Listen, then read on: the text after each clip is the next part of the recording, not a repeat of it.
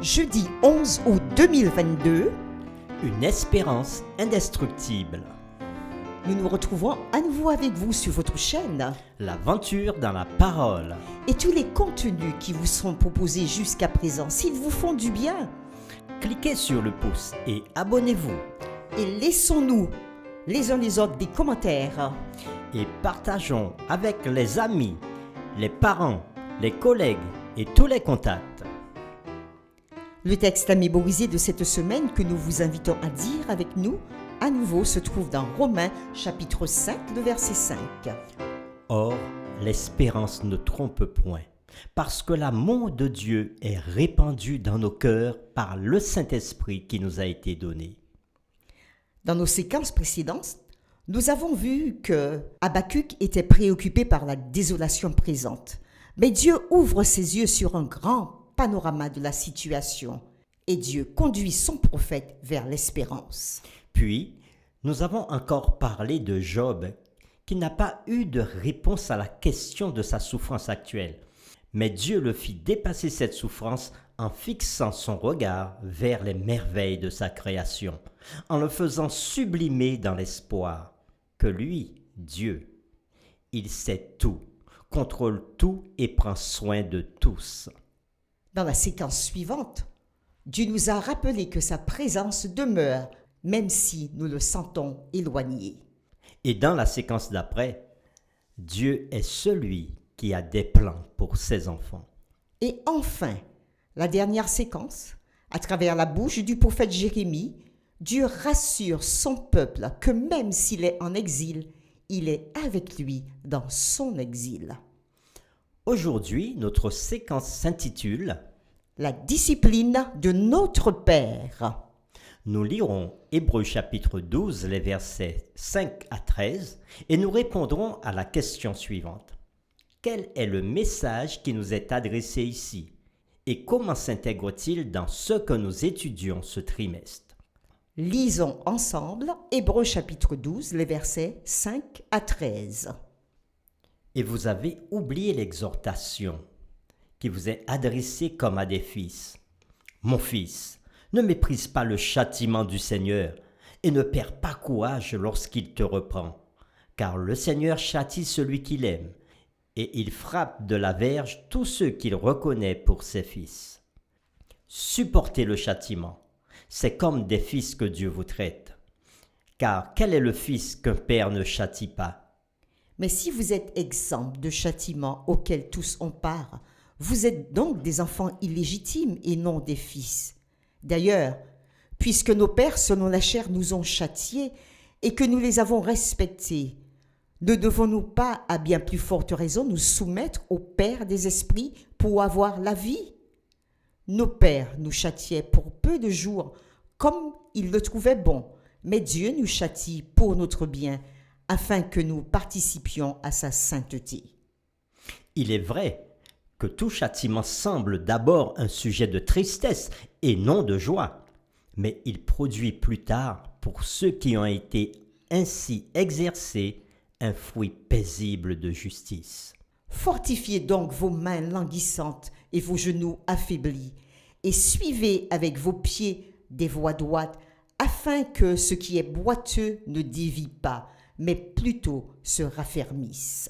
Fin de la lecture. Nous reprenons notre question.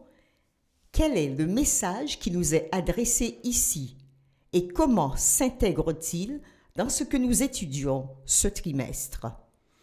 Dans Hébreux chapitre 12, les versets 5 à 13, Paul décrit les épreuves dans le contexte de la discipline. Dans la version Louis II, diverses formes du mot discipline apparaissent, au moins à 10 reprises dans ce passage. Dans le monde grec, ce mot était le mot le plus basique pour éducation. Donc, comprendre la discipline, c'est comprendre comment Dieu nous éduque à l'école de la foi que Paul a décrite précédemment dans Hébreux chapitre 11. Tout au long du chapitre 11 de l'Épître aux Hébreux, Paul a dépeint des images d'hommes et de femmes de foi, Leur foi était ce qui les maintenait en vie quand ils étaient confrontés à toutes sortes de situations éprouvantes.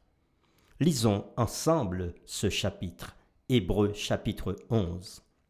Or, la foi est une ferme assurance des choses qu'on espère, une démonstration de celles qu'on ne voit pas.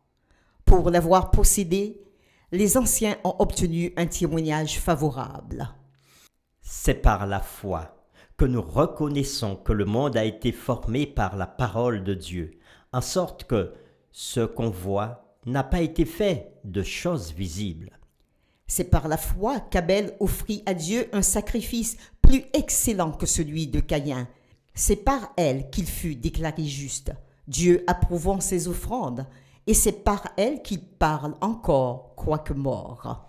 C'est par la foi qu'Enoch fut enlevé, pour qu'il ne vit point la mort, et qu'il ne parut plus, parce que Dieu l'avait enlevé, car avant son enlèvement, il avait reçu le témoignage qu'il était agréable à Dieu. Or, sans la foi, il est impossible de lui être agréable, car il faut que celui qui s'approche de Dieu croie que Dieu existe et qu'il est le rémunérateur de ceux qui le cherchent. C'est par la foi que Noé, divinement averti des choses qu'on ne voyait pas encore, et saisi d'une crainte respectueuse, construisit une arche pour sauver sa famille. C'est par elle qu'il condamna le monde et devint héritier de la justice qui s'obtient par la foi. C'est par la foi qu'Abraham, lors de sa vocation, obéit et partit pour un lieu qu'il devait recevoir en héritage, et qu'il partit sans savoir où il allait. C'est par la foi qu'il vint s'établir dans la terre promise, comme dans une terre étrangère, habitant sous des tentes, ainsi qu'Isaac et Jacob, les co-héritiers de la même promesse. Car il attendait la cité qui a de solides fondements, celle dont Dieu est l'architecte et le constructeur. C'est par la foi que Sarah elle-même, malgré son âge avancé, fut rendue capable d'avoir une postérité, parce qu'elle crut à la fidélité de celui qui avait fait la promesse. C'est pourquoi d'un seul homme, déjà usé de corps, naquit une postérité nombreuse comme les étoiles du ciel, comme le sable qui est au bord de la mer, et qu'on ne peut compter.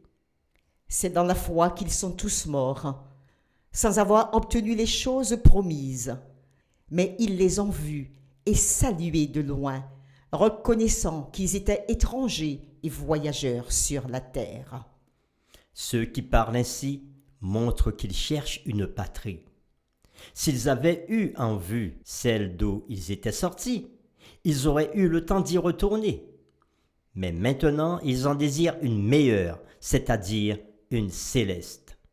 C'est pourquoi Dieu n'a pas honte d'être appelé leur Dieu, car il leur a préparé une cité.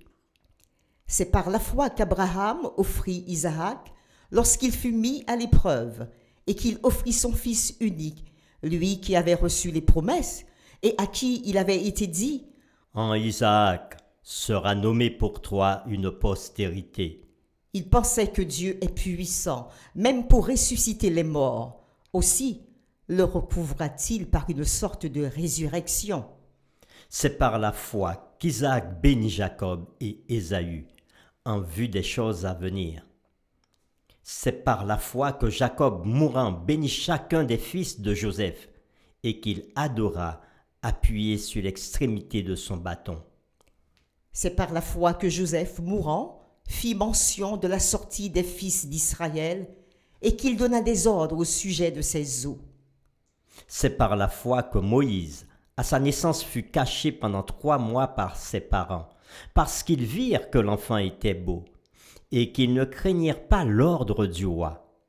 C'est par la foi que Moïse, devenu grand, refusa d'être appelé fils de la fille de Pharaon, aimant mieux être maltraité avec le peuple de Dieu que d'avoir pour un temps la jouissance du péché, regardant l'opprobre de Christ comme une richesse plus grande que les trésors de l'Égypte, car il avait les yeux fixés sur la rémunération.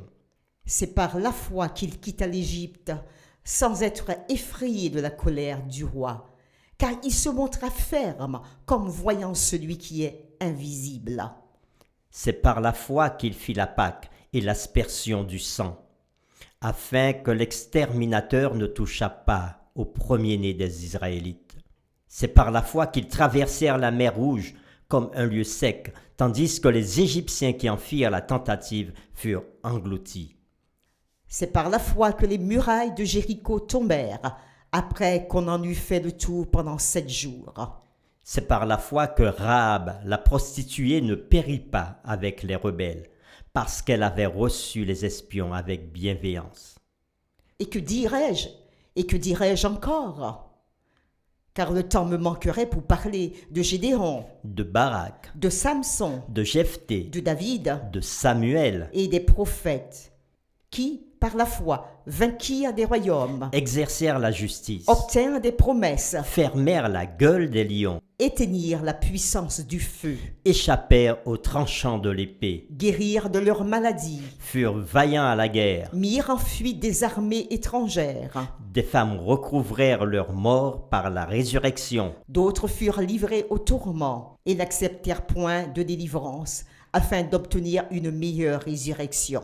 D'autres subirent les moqueries et le fouet, les chaînes et la prison. Ils furent lapidés, Sciés, torturés. ils moururent tués par l'épée. Ils allèrent çà et là, vêtus de peau de brebis et de peau de chèvre, Dénués de tout, persécutés, maltraités, eux dont le monde n'était pas digne, errant dans les déserts et les montagnes. dans les cavernes et dans les antres de la terre. Tous ceux-là, à la foi desquels il a été rendu témoignage, n'ont pas obtenu ce qui leur était promis, Dieu ayant en vue quelque chose de meilleur pour nous, afin qu'ils ne parvinssent pas sans nous à la perfection. Après avoir lu le chapitre 11, chapitre de foi, maintenant nous sommes dans le chapitre 12. Paul se tourne vers nous, nous les internautes, et dit que puisque des gens avant nous avaient persévéré devant des obstacles incroyables, nous pouvons, nous aussi, courir et achever notre course par une vie de foi. La clé est le fait de fixer nos yeux sur Jésus, comme il est dit dans Hébreux chapitre 12, le verset 2, afin qu'il puisse être un exemple quand les temps seront difficiles. Lire le chapitre 12, c'est comme recevoir un ensemble de lunettes de lecture. Sans ces lunettes, notre vision ou notre compréhension des difficultés sera toujours floue. Mais regarder à travers ces lunettes corrigera l'explication floue de la souffrance que notre culture nous impose. Ensuite, nous serons en mesure de comprendre clairement et de répondre intelligemment aux épreuves.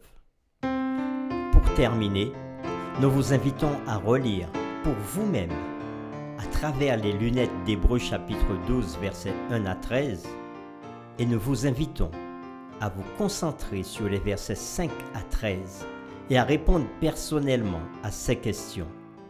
Quelle est la source de la discipline? Quelle est notre réponse à la discipline? Quel est l'objet de la discipline?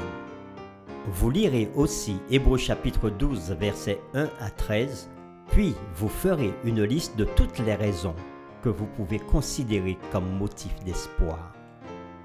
Et comment avez-vous vécu cet espoir dans vos propres temps d'éducation spirituelle?